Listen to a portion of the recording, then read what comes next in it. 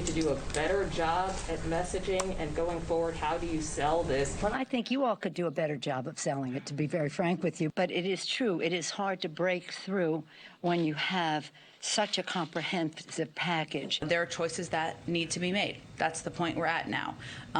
Given there will be fewer dollars that will be spent. His view is we can still do something historic and that will fundamentally change the economy for the American people. Well, Speaker Pelosi saying it's reporters' job to do a better job talking about the packages, the legislative packages up on Capitol Hill that appear stalled, at least for the moment.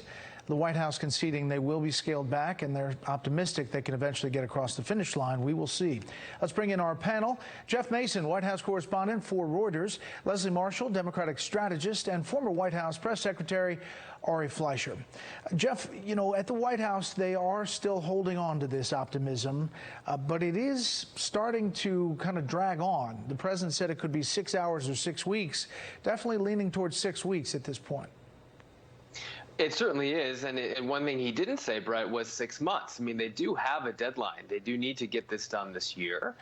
He wants some of that money to be injected into the economy by next year, and he's going to have a whole new political reality next year with people in Congress beginning to run for re-election. So it is absolutely dragging on, and though the White House says it's not frustrated, it's hard not to see some frustration there with the fact that one of the main reasons it's dragging on is disagreement within the Democratic Party. Yeah, one Democrat would love to have it done on November 2nd. I think that's Terry McAuliffe, the Democratic gubernatorial nominee in Virginia. There is this moderate progressive push. We've talked about it for weeks now, Leslie, and here's how 538 put it about Kristen Sinema, the moderate senator from Arizona. Once a staunch progressive, they write, Arizona's senior senator has taken a hard turn to the right. On the surface, that appears to have been an effort to make her more electable by courting moderate and conservative voters. If so, she may have overcompensated. Arizona is no West Virginia, and no other swing state senator has vexed Democratic leadership so thoroughly. In fact, Sinema's established such a firm anti-progressive reputation that she may have lost the support of enough Democrats to endanger her re-election just the same. Leslie, is it possible that the party went further left and she didn't take a hard right? I don't think that the party went further left. The majority of us, myself included, are still centrist, moderate Democrats. I think for years now, Bret, and you and I have talked about this before, both on and off air, Bernie Sanders kind of set the tone years back with things like, you know, raising the minimum wage to $15 an hour, universal health care, and other programs that at one time were looked at as socialist, if not communist, and now they're pretty much part of the regular Democratic platform. And is that perceived to be more progressive? Yes, but it really isn't. Here's the problem that we have with our senator in Arizona, and that she has. You mentioned it. You said it, Bret. Popularity. Is that what she's concerned about? Because if she's concerned about her constituency, her constituents actually support this. And speaking of West Virginia, which is more conservative than Arizona and in her state, Joe Manchin's constituents in that state also support what the Democrats are trying to do. Wow. It bothers me that I see this in my party, but I'm not surprised. I've seen it, you know, on the right when you have your Tea Party faction. I see it on the left with the progressive faction. At the end of the day, I do think they get things done, but they don't end up where they started. I assume when you say that they support it, you're pointing to kind of broad polls and questions that say, you know, do you like this thing? But Ari, do they know what this thing is? And aren't Senators Manchin and Sinema really fighting for the big picture on deficit and debt in the long term? Well, there's so many this things in this expensive spending bill that it adds up to one big that thing, and that thing is $3.5 trillion in spending for a nation that's already going broke. And so it's going to be very hard to make the components speak louder than the sum of those parts. That sum is what's dragging this down. It's way too big. Even $1.5 trillion is going to be too big.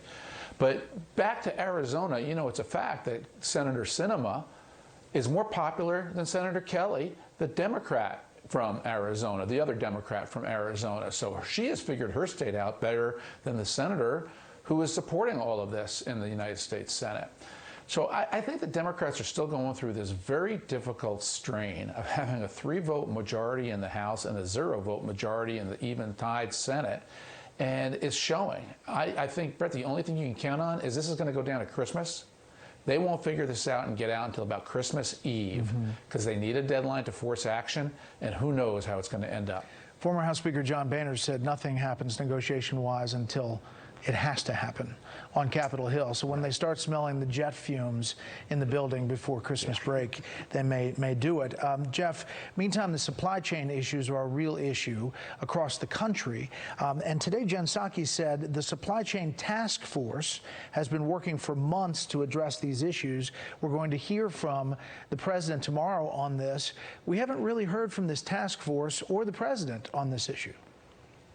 Which I think is one reason why they're making that a key theme tomorrow. And it's a theme that is also vulnerable to some extent politically, or creates vulnerability for him politically, Bret, because when people go to the stores and can't find what they want, and when they see gas prices going up and all of this is related, they'll take it out, or they are likely to take it out on the current administration. But the White House has been working on it. They do have this task force that you just mentioned, and the president wants to highlight what's going on and also, I think, give a little bit of a warning to Americans on what to expect. And one of those things may be come holiday time in December, it's not going to be as easy to get all of the gifts and all of the things that we normally expect to find on the shelves when we're buying our presents. Yeah. Leslie, I'm going to play this video. We've played it before, but this is this NASA video. Take a listen. I just love the idea of exploring the unknown. And then there's other things that we just haven't figured out or discovered yet. I want you to really remember this. Never let anybody tell you who you are. I got more advice. You just let me know. There's a time to talk about the moon with children and get them excited. This was not the time. Every town's a border town. Every state is now a border state because of this open border.